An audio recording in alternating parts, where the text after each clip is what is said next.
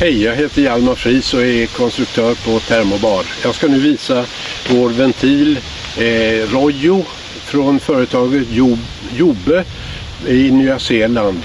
Vi letar länge efter en kvalitetsventil som kunde sitta under vattnet och på det viset vara okänslig för djur och framförallt kyla. Nere i vattnet finns ingen isbildning som kan hindra funktionen, och enkelheten hos den där tilltalade oss. Den är stängd i det här läget, flottören lyfter, nivån är hög, öppnar när vattenytan sjunker och stängd, öppen, stängd, öppen. Och vill man stänga det manuellt för att man vill tömma karet så gör man så här. Nu är den stängd. Och det går att öppna den ganska lätt så. Och då fungerar den igen. Nu ska jag visa hur man kan ta isär den och göra ren ventilen. Det vill man göra, och det är nästan föreskrift på det på ventiler att de ska vara möjliga att göra ren. Den är väldigt enkel att skruva upp, öppna och se om det finns några föroreningar. Och när man gör det så kommer inget vatten för att en liten ventil pluppar fram och stänger i inloppsdelen. Här sitter silen framför ventilkäglan, och den silen är också lätt att göra ren och se att ingenting har hänt i ventilkäglan. Jag sätter tillbaks den och monterar ihop ventilen.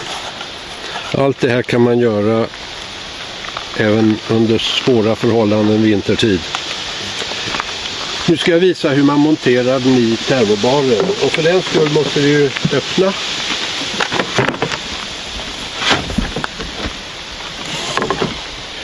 Jag skruvar upp.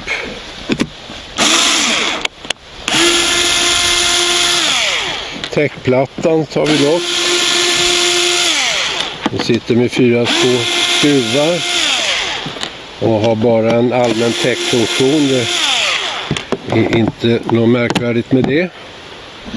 Den slår vi ur den propp som håller tätt mot karet.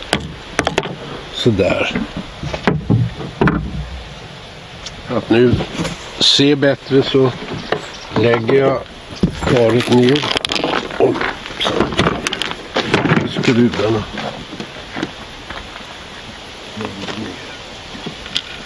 Jag glömde en sak som jag tycker är viktig. Vi har nu skruvat ut de där hålen, skruvarna, och då vill jag gärna täta med lite silikon. Täta skruvhålen. Där. Om det blir genomgående när man har bara skruvat ur de där skruven.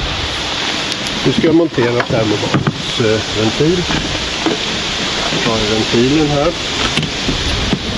Den har en O-ringstätning mot karet. Utloppet neråt. Och så sätter jag på muttern med den plana sidan inåt.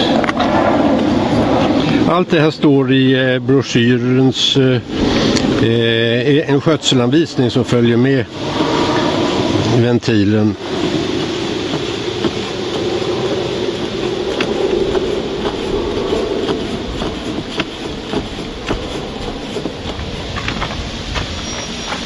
Det behöver man bara dra åt för hand. Det brukar täta bra. Och sedan så tar man en vanlig Gardena-anslutning. Handelen här. Skruva på. Och Gardena-koppling på slangen. Sådär, och det är färdigt. Nu sköter sig ventilen själv i den vattennivå som man har ställt in på snörets längd. Man kan få knyta snöret ett par gånger och se att det ansluter, att det går på rätt nivå.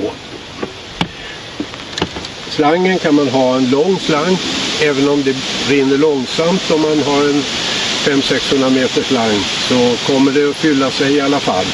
och vattnet är alltid på den nivå som djuren förväntar sig när de kommer fram. Annars så kan man också använda varmslang, men det kan vi visa i en annan filmstund. Tack!